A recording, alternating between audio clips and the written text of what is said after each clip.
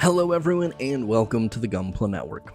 I'm the Spicer and today's review of the no-grade 1/100 Saviour Gundam from 2006 comes to you courtesy of those fine folks over at Canadian Gundam. Canadian Gundam is your one-stop shop for all things Plamo and Gunpla here in North America. With a flat rate shipping option to the US and Canada, a private warehouse option as well, and a vast catalog that's restocked regularly, they're going to have just about anything you're looking for. When you're checking that vast catalog and placing your next order, don't forget to use the promo code GUNPLANetwork to save yourself 10% off. Now, if you watch the unboxing for this, you know I'm a pretty big fan of the Saviour Gundam. And much like the Age 2 Gundams, I don't exactly know why.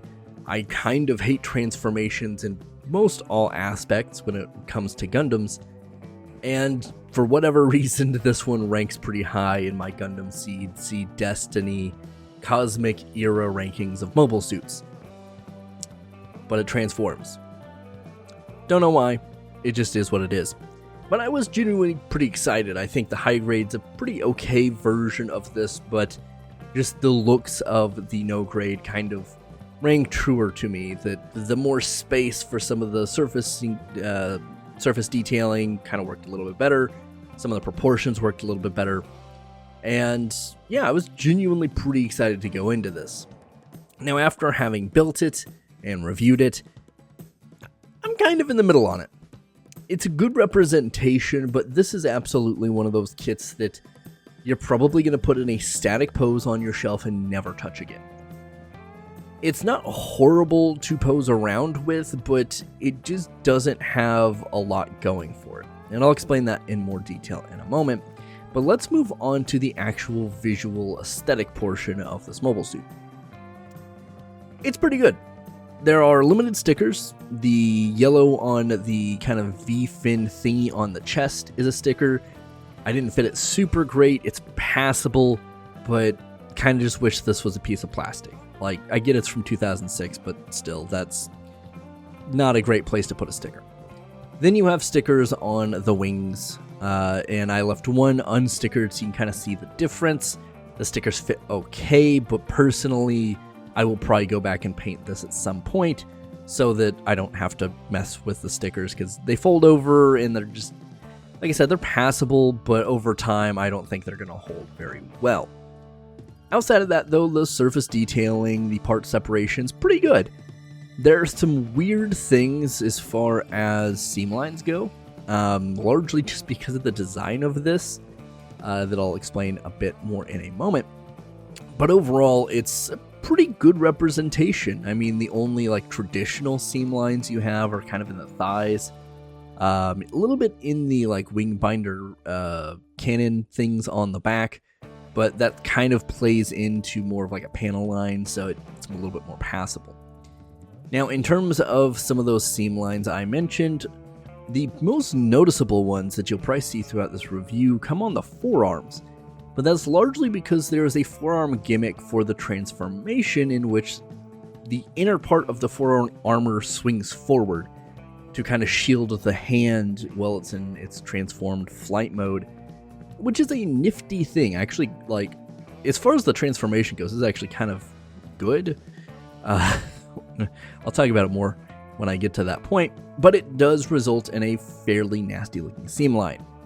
And as some of these photos are kind of going through and some of the video, you'll also notice that there are quite a few fairly rough nub marks.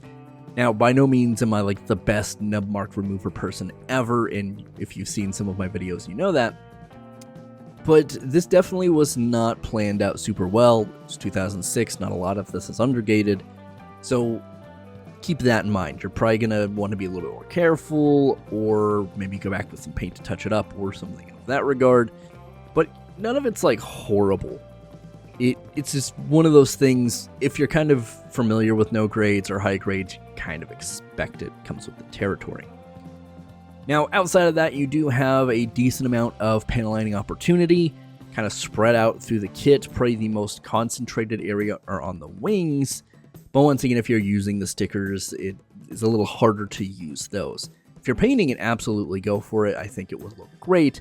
But outside of that, you don't have it too concentrated anywhere else. It's spread out amongst the head a little bit, the torso a little bit, the legs a little bit more, and you get some in the shoulders. Now, in regards to its overall posability, it's sufficient.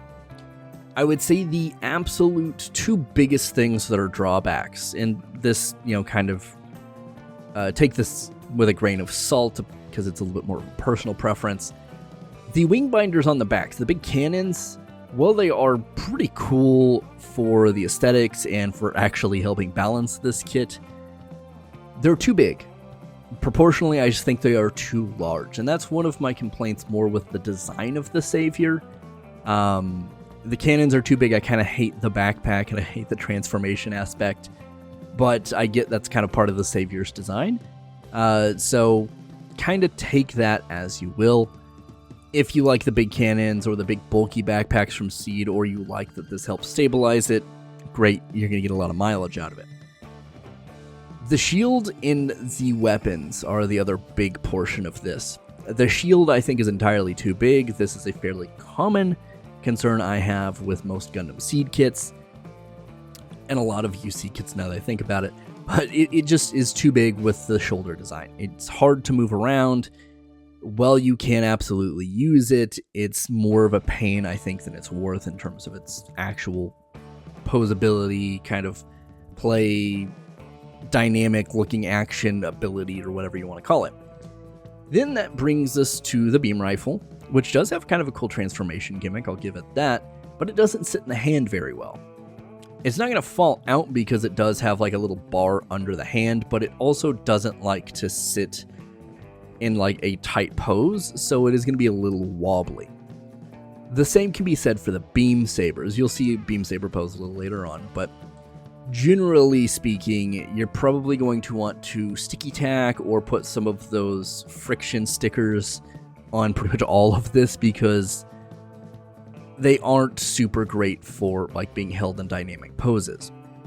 Now, all that being said, you can still pull them off. It just takes a little bit more effort. And as I kind of said at the top of this, you're probably going to put this more in a static standing pose or maybe a static flying pose on your shelf and just never touch it again. Largely because those accessories. Like, sure, you can pull the cannons forward, kind of. The arms do move out of the way a little bit, but once again, the cannons, in my opinion, are just a little too big, so it's hard to pull off convincingly. Now, at this point, you've probably noticed, for a transforming flying mobile suit, I haven't really put it up in the air all that much. Oh, there's a great reason for that. Well, there is a hole in the bottom of the waist in order to put a stand attachment. I don't know where my stand attachment for this big, awkward, rectangular hole is. I think I do remember seeing one at one point, but it's not one you would typically use. It's not a 3mm peg, and the way the legs are connected at the waist, there's not a lot of room for like the kind of hip grippy ones. I know you know what I'm talking about, but it sounds dumb to say it that way. And that's really unfortunate, because you could probably do it, it's just you're going to limit leg posability very, very significantly because there's so little space in there. Bit of a problem, but once again, you can do it. I just decided, without that like weird rectangular, just big block of plastic to go in there, I wasn't going to mess with it.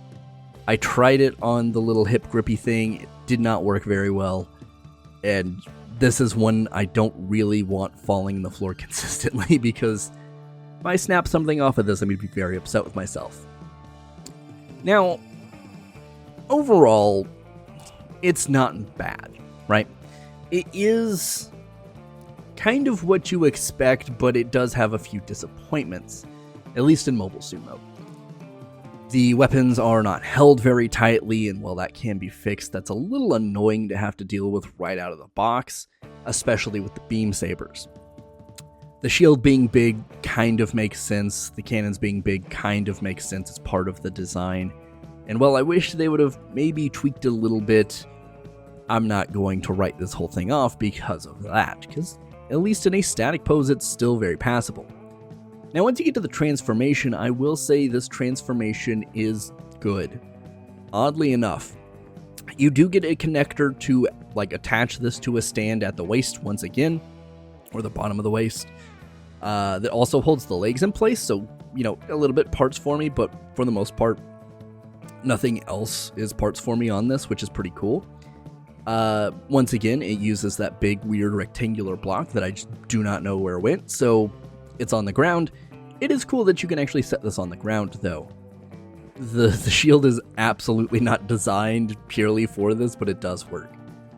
And it pulls off a pretty decent pose. Like, the arms have that little flippy gimmick that I talked about earlier. That's pretty neat. It does shield the hands. Now you have to pop the hands off in order to do that, but it's kind of a just neat little engineering bonus. The cannons look just fine. They don't lock into place or anything, but they sit there pretty convincingly. The V-fin does fold up, which is cool.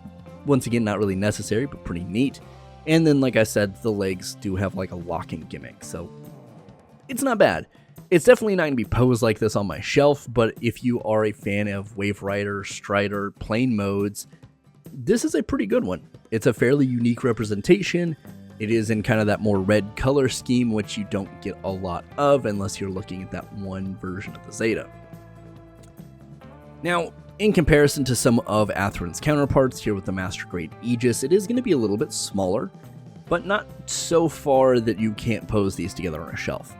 I think the cannons do a big portion of that lifting there, but it is something that kind of works out. Now, you will notice a pretty stark difference between the Aegis and the Saviour in terms of like the red color they choose, but it's not too stark. Like, you can kind of believe these came from the same universe. Now, outside of that and the size and it working pretty well, what does it look like against some of Athrun's more kind of like ultimate suits with the Infinite Justice here? It looks pretty good. Once again, quite a bit smaller, especially in like the torso. Just in general, it is quite a bit smaller. Once again, in the air, maybe this is less of an issue, but still something to consider. You can put them on the shelf and they'll look pretty close, but they're not going to be like one for one. And once again, the color is very different, but kind of expecting that with a no grade being a little closer to a high grade than it is a master grade. So overall, transformation and weird weapon hand situations aside, I genuinely like this. This is definitely something that will probably have a place on my shelf for a good long time, but it's not a centerpiece. It's a added benefit if you do like the Seed Destiny stuff, or Athrun suits in particular. It's one that gets slept on pretty significantly, but is pretty neat in the general overview of all of his suits. As I said, probably going a static pose, so if you do like to pose things around or are more into dynamic posing, it's not a pure no for me in that regard, but it is going to take more work, so kind of take that as you will. But if you're a Seed fan, an Athrun fan, or you just like nifty transforming mobile suits, this is pretty much up your alley, and I would say at some point a must buy. It's not going to go at the top of your list, but it's absolutely not at the bottom either. If you don't like Seed, you don't like transformations, or you don't like red mobile suits, then this is a pretty easy pass. But if you have this or you're on the fence about purchasing it, let me know in the comments down below if you have any questions, and I'll do my best to answer them. And as always, friends, do your best to stay safe and keep on building.